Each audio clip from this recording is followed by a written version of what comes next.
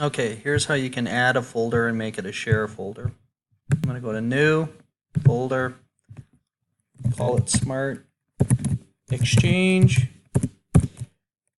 type today, Exchange, create, brings that folder in. I can right click on it and I can go to share there or get shareable link. I'm just going to go to share so you can see exactly how it goes. I'm going to do the get shareable link, make sure people can just view it, copy link, and then all I'd have to do is take it over to whatever document you wanted to paste it in. You can see that it's shared with somebody because, or it has a shareable link because of the little guy there.